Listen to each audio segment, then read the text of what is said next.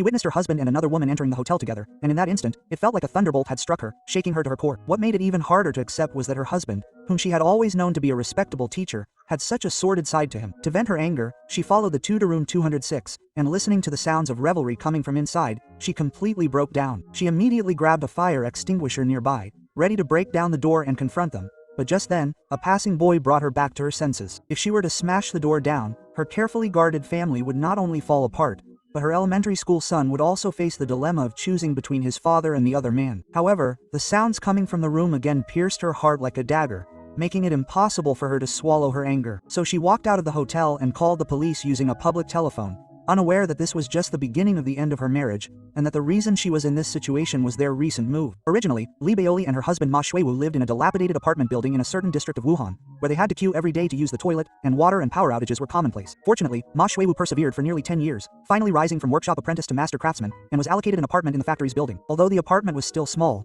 at least they had a separate bathroom and a space exclusively for their family of 3. She thought good days were about to begin, but unexpectedly, that very night, Ma Shuiwu proposed divorce because he couldn't stand Li Baoli's domineering and unreasonable behavior anymore. Just like when they moved, the workers they hired. Suddenly, Li Baoli sat down on the ground, and when Ma Shuiwu saw this, he immediately started arguing with her, completely lacking any manners or upbringing. When all the furniture was loaded onto the truck, Li Baoli plopped herself down in the passenger seat of the truck, making her husband ride a bicycle while their son followed closely behind, absolutely forbidden to fall behind. When the movers were almost finished, Ma Shuiwu felt it was too hot and the movers were working hard, so he offered them cigarettes as a thank you, and also asked his son to buy some soda. However, Li Baoli strongly objected, saying, "My father said they were the best movers in Tianjin. Why should we treat them like gods?" After saying that, she not only snatched the money from Ma Shuiwu's hand but also cursed at him before leaving. Looking at Ma Shuiwu, who didn't dare to say a word in return, the movers gave him sympathetic looks, saying, "Although we do hard labor, at least our wives at home are virtuous. I see you're a leader of sorts. Why do you have to be tormented by such a shrew for a lifetime?" Quote, Ma Shuiwu still didn't respond, only obediently taking out the money to pay the bill. That evening, Li Baoli cooked a large table of dishes to celebrate moving to their new home. But just as the father and son were eating seriously, she suddenly told her son to stop eating. After being refused, she slapped him, causing the slightly eased family atmosphere to become tense again. It was at this moment that Ma Shuiwu had the idea of divorce, because he could tolerate being belittled and insulted, but he couldn't accept that his young son would also live under such high pressure. However, Li Baoli didn't notice at all, and was even immersed in the joy of owning. In the happiness of their new home, it wasn't until Ma Shui Zudong said, "I want to divorce you," before bedtime that Li Baoli suddenly panicked. The next day, he tearfully confided in a friend, "Ma Shui wants to divorce me, but I will absolutely not let him have his way." His friend immediately comforted him, "Either let him get lost, or find a way to keep him by your side. Why cry and make yourself look so pathetic? Like me, I never interfere with my husband. He can do whatever he wants, but he has to give me enough money every month. Isn't my life going smoothly?"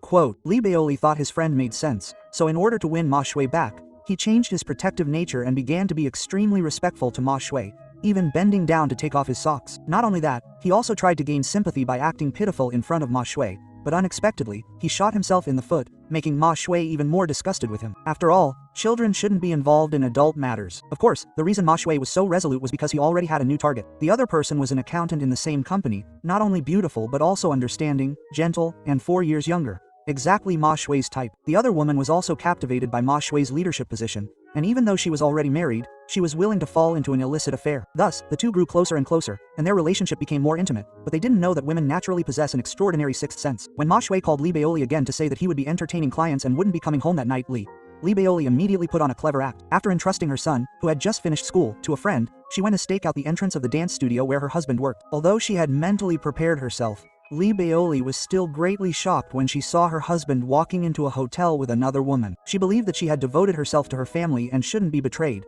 so she wanted to confront him in the hotel room. However, she knew she couldn't just barge in, or it would cause a commotion and alert him. So, after composing herself, she walked into the hotel with a forced smile. After some searching, she finally found her husband's room. However, after much thought, in order to protect her family, preserve her marriage, and prevent her son from living in a broken home, and to maintain her position in front of her husband in the future, Li Baoli put down the fire extinguisher she had prepared to smash the door with. Instead, she pretended to be a prostitute, secretly called the police, and only after the police car arrived did she quickly get into a taxi. In the taxi, she cried silently. After returning home, she sat on the sofa like a soulless shell all night until the phone rang. Only then did she drag her lifeless body to her husband's workplace. It turned out that after being caught by the police, Ma Shuiwu bribed his leader and claimed that he wasn't actually soliciting prostitution, so he was released without even giving a statement. Because she knew the whole situation, Lee Baoli didn't lose her temper. She only spoke sarcastically to her husband and mostly indicated that she wouldn't hold it against him. Ma Shuiwu never expected that his wife, who was usually unforgiving, would become so tolerant. But in order to take advantage of the situation and get rid of her,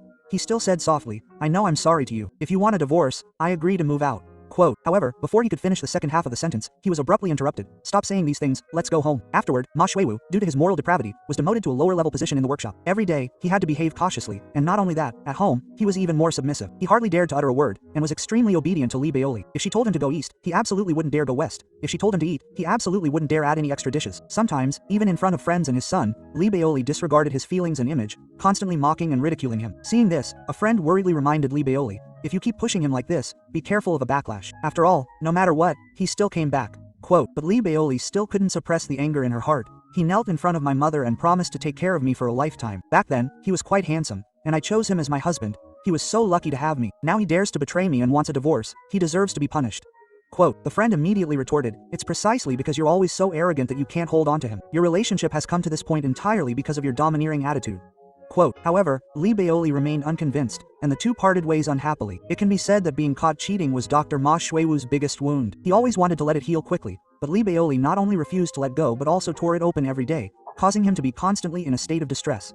In a state of heightened tension, the worst part was that Lee Baoli would still propose to him every night. If he didn't comply, he would face another harsh rejection. Although life was precarious, they could at least barely manage to keep things going. But that day, Ma Shuiwu brought his mother, Shang Mukching, over. Lee Baoli was already in a bad mood, and the sudden addition of a nosy old woman only doubled his anger. He never bothered to hide his feelings. Any displeasure was clearly written on his face. Fortunately, the old woman was understanding and didn't argue with him. As soon as she entered the house, she focused her attention on her grandson, Xiaobao. Even so, Lee Baoli still wore a cold face and called Ma Shuiwu into the bedroom. He asked, "No wonder you were so eager to please me last night, trying to cheer me up so I would accept your mother living with us. It's just a pity your brother is so useless." Quote. Ma Shuiwu, finally provoked, retorted, "Don't push your luck too far. My mother raised me through hardship, and I have an obligation to take care of her in her old age. Besides, the house was given to me by the company. I can let whoever I want live here."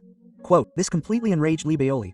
"You have the nerve to cheat on me, but you don't have the nerve to let your mistress take care of your mother?" Although the old woman couldn't hear the specific details of the argument in the room, she knew that her arrival had displeased her daughter-in-law and made her son's life difficult. So, after saying a few words to her son in private, she secretly left when no one was paying attention. Fortunately, Xiaobao noticed in time and brought her back. Even so, Lee Baoli, unable to say anything more, he could only add an extra bunk bed to Xiaobao's room, reluctantly accepting the old man. But Ma Shuiwu's heart grew even more wounded, feeling increasingly useless and incompetent, unable to even protect his own mother. Yet he dared not express his anger or resentment, so he mustered his courage and met with the cheating couple again. He had hoped to find some solace there, but instead, he was told that their previous arrest was due to his wife, Zhou Fen, reporting them. It turned out that Zhou Fen had found out the truth a long time ago, and only Ma Shuiwu, like a fool, had been kept in the dark. In an instant, Ma Shuiwu felt like he had been struck by lightning, losing his ability to think. He didn't even know how he had parted ways with Zhou Fen or how he had ridden his bicycle to the factory. Even worse, when he was about to immerse himself in work to numb his pain, the factory director informed him that he was on the first list of laid-off workers. This was partly because he was old and not efficient enough, and partly because he had been caught having an affair, severely damaging the factory's reputation. Middle-aged and unemployed, with a tarnished reputation, Ma Shuiwu felt like he had been hit by a heavy blow and then pushed underwater, struggling to breathe. Then a terrifying thought entered his mind. Instead of living a life worse than death, it would be better to end it all. And so, he jumped into the boiling water. Initially, Lee Baoli, who was called to the scene for questioning, thought Ma Shuiwu had gone crazy again, her face full of impatience and annoyance. Only when the police explained the situation and showed her Ma Shuiwu's belongings did her expression change immediately. However, what pained her the most and was hardest to accept was not her husband's sudden death, but in the book he left behind, there was guilt towards his mother, and reluctance to leave his son, but not a single word about him. Suddenly, the book in his hand felt even colder, and this coldness spread from his fingertips to his heart, intensifying the pain and freezing his tears. Until the day of the funeral, he didn't let himself cry. Not only that, when his mother was crying uncontrollably at the funeral, he even glared at her and coldly said, "I told you not to come, but you insisted on coming." It was as if his mother's presence was the reason for his husband's suicide, but he didn't realize that even his son had seen that it was his constant nagging that led to the tragedy. He was also blamed and resented by his son because of this. Only his friend cared about his feelings, telling him to shout out his emotions by the river,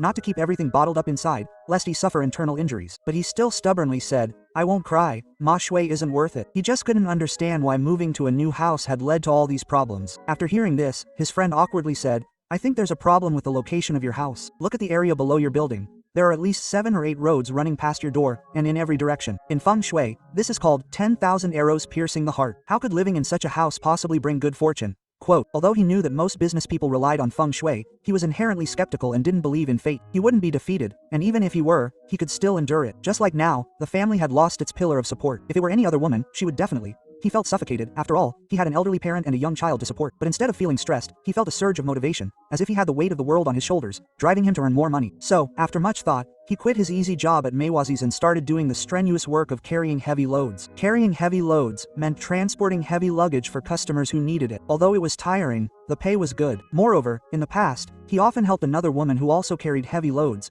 and the two had developed a deep bond of friendship. Therefore, when he asked her for advice, she generously gave him positive feedback. In this way, Lee Baoli began to shuttle through the crowded streets every day, regardless of whether it was sunny, cloudy, rainy, or snowy, never showing any sign of laziness. But one day, his friend suddenly stopped him and said, "If you have any difficulties, just tell me, I will definitely help you. I can't bear to see you suffer like this." Quote, however, Lee Baoli didn't feel that he was suffering, nor did he feel sorry for himself. "I'm not from a wealthy family, and I used to help my mother carry vegetables all the time, didn't I?" Just then, someone offered him a job, and after saying that, he rushed out, afraid of missing out on the quick money, because he knew that if he earned less, his son would have less to eat. He was already too busy to spend time with his son, and could only compensate with money. But even so, his relationship with his son became increasingly distant. Whenever he talked to his son, the latter always looked indifferent, and when he mentioned his father, he was filled with anger. That day, he just wanted to. The mother suggested taking away her son's allowance, but the son not only refused but also, while she was washing her hands in the bathroom, placed the allowance on her bedside table. Previously, when facing Ma Shuiwu, Lee Baoli's mouth would chatter incessantly like a machine gun, but now, facing her son, she couldn't utter a single word, nor did she know how to resolve the emotional conflict. She could only silently allow her son to harbor resentment in his heart. 10 years passed in the blink of an eye. Lee Baoli's eyes were now etched with the marks of time, and she had even lost her name, reduced to a mere code name, but she didn't care about that. What bothered her was that her grown-up son still harbored deep resentment towards her, unwilling to say a single word to her. Every time there was a parent-teacher meeting, his grandmother would attend instead. One day, she finally managed to find time to go to the school, only to be met with harsh rejection, because her son, in the throes of adolescence, had strong self-esteem and didn't want his classmates to know that he had a mother who earned money by carrying heavy loads. Unaware of this, Lee Baoli, after returning home, while eating cold leftovers, discussed with her mother-in-law, hoping that she could contribute a little more to their living expenses for the next month. It turned out that the family she was working for had some problems, so Lee Baoli planned to give them 1,000 yuan. Although 1,000 yuan might not seem like much now, in that era, 1,000 yuan was a considerable sum, so her mother-in-law didn't immediately agree. Because she paid for all of Xiaobao's tuition and learning materials, her entire retirement pension was spent on Xiaobao, and Lee Baoli's earnings were barely enough for daily expenses. However, she wasn't really heartless. At the dinner table, Lee Baoli's mother-in-law just wanted to make sure Lee Baoli understood the family's situation clearly. Therefore, after finishing her meal, she still took out 1,000 yuan. It has to be said that the older generation is still wiser. She continued, "You've been taking care of things for so many years, it hasn't been easy. If you want to find someone else in the future, I won't object. Now that Xiaobao has grown up, when you have time, transfer the house ownership to Xiaobao's name." Quote, in an instant, Lee Baoli understood her mother-in-law's meaning, but she hadn't thought about changing the price or gambling on the property, so she didn't give any response. Life continued in this dull way until a man named Jianjin appeared. Jianjin was originally a notorious hooligan on the street, known for his violent temper. He had been imprisoned for 10 years for fighting and had only recently been released. Because he had served time and his appearance was somewhat disheveled, everyone on the street avoided him, except for Baoli, who treated him kindly. Because of this, he developed feelings for Baoli, and every day he would either deliberately create chance encounters or actively offer to walk her home. But one day, he couldn't control his feelings, so while walking Baoli home, he took her to a deserted path and forced himself upon her. Initially, Baoli instinctively resisted, but soon succumbed. Afterward, due to guilt towards her son, Baoli would avoid Jianjin whenever she saw him. Just then, her son was about to take the college entrance exam, so she simply stopped working and stayed at home. On the one hand, she could avoid Jianjin, and on the other hand, she wanted to give her son more love to repair the rift between them. Unexpectedly, she was met with disapproval from her mother-in-law, who disliked her for always being at home. "Little Bao, please consider your mother's feelings. What if this affects his performance on the college entrance exam? Wouldn't that be a huge loss? So you'd better go out and stay for a while, and come back after the child finishes the exam." Quote, although feeling disappointed for his son's future, Bao Li still picked up his bag and went out, but he didn't know where to go, so he could only call his friend Ching Su. However, his friend was busy playing mahjong and had no time to care about his depression. Helplessly, he could only wander alone on the street. Just then, he heard someone nearby discussing something. Gradually, he fell into a ditch. Although his injuries were not serious, he couldn't go out for a while. Suddenly, an idea popped into his head. Immediately, he went to Jian's house and temporarily stayed there on the pretext of taking care of her. In this way, the two of them became an unofficial couple. He thought that life would continue peacefully until the end of the college entrance exam, But the night before the exam, Little Bao came over in the rain. It turned out that Grandma Ying had suddenly fallen ill due to overwork. Although Little Bao immediately took her to the hospital, and there was no immediate danger to her life, the exam was tomorrow, and he couldn't take care of the patient. Therefore, even though he was unwilling, he could only come to Jian's house. As soon as he entered the door, he saw his mother indecently wiping a man's back. Immediately, an expression of disgust appeared on his face, and words of reproach blurted out. Due to a guilty conscience, Bao Li accepted his son's emotions completely, but Jian couldn't tolerate it and directly threw a water glass at him. Unexpectedly, Little Bao also had a bad temper, and the two immediately started fighting together. At first, Baoli tried to stop them, but seeing her son at a disadvantage, she, who was supposed to be helping him, grabbed a wine bottle and smashed it hard on Jian's head. The commotion even attracted the brothers who were on guard downstairs. If Jian hadn't truly liked him, he and Xiaobao wouldn't have been able to leave completely, and Baoli was also very grateful for this kindness. So, on the day Xiaobao finished his exams, he, finally having some free time, found Jian, wanting to apologize and also to compensate for some medical expenses. After all, the other party's head was bleeding profusely and required several stitches at the hospital. However, Jian still harbored resentment and unconsciously said, "You've already slept with me. I'm not at a loss. How can I still let you give me money?" Baoli never expected that her sincere feelings would be treated as a transaction, and she immediately burst into tears. However, she quickly adjusted her emotions and, accepting the reality, pretended not to care, saying, "You're right, talking about feelings hurts the wallet." After saying that, she turned and left, and never contacted Jian again afterward. Soon after the college entrance examination results were released, Xiaobao did not disappoint, achieving excellent results. Not only that noon, he unexpectedly invited Baoli home for dinner. At first, Baoli thought their relationship had finally warmed up, and she was so happy she couldn't stop smiling, until Xiaobao brought up his father's intentions. Then, he successively raised 3 glasses, saying, "The first glass is for the father who gave me life, the second glass is for the mother who has given so much without expecting anything in return for so many years, and the third glass is for you, whom I am about to say goodbye to. After you finish this drink, you'll no longer be my mother. The house was left by my father, so you should move out and let Grandma stay." Quote, faced with this sudden outburst, Li Baoli felt as if her throat had been cut. After a long time, she finally managed to speak, her voice distorted and strained. "I worked hard to raise you for nearly 20 years, and in the end, you want to drive me away? You're just as heartless as your father, but I won't leave." Quote, not only that, to defend her rights, she even consulted a lawyer and then arranged to meet with her son, Xiaobao, hoping he wouldn't drive her away, wouldn't hurt her, and wouldn't make her so sad. However, Xiaobao retorted, "It's not me hurting you, it's you hurting me." It turned out that he had learned the truth about what happened that year from Zhou Fen. His father was arrested, lost his job, and eventually committed suicide. The reason behind all of this was Li Baoli's actions. All along, Li Baoli thought that her husband was too weak and couldn't bear the pressure of his career, which is why he chose to end his life. She never expected that her own actions had driven him to despair. Overwhelmed by the truth, she burst into tears and went to the riverbank. Looking at the cold light reflecting on the river's surface, she suddenly felt that living seemed meaningless. Fortunately, at that moment, a boy about Xiaobao's age came over and asked her to take a picture for him. She was inherently kind-hearted, and even in that moment of wanting to die, she didn't refuse. Perhaps good deeds are rewarded. Looking at the young men and women laughing happily in the scene, at the moment she pressed the shutter, Baoli's heart also cleared up. From childhood to adulthood, Xiaobao had never. He had only smiled genuinely and purely once in his life. Yet he had always lived in the gloom of losing his father and under the domineering influence of his mother, who was always busy and never had time for him. He should have had a wonderful childhood, but it was cruelly taken away from him.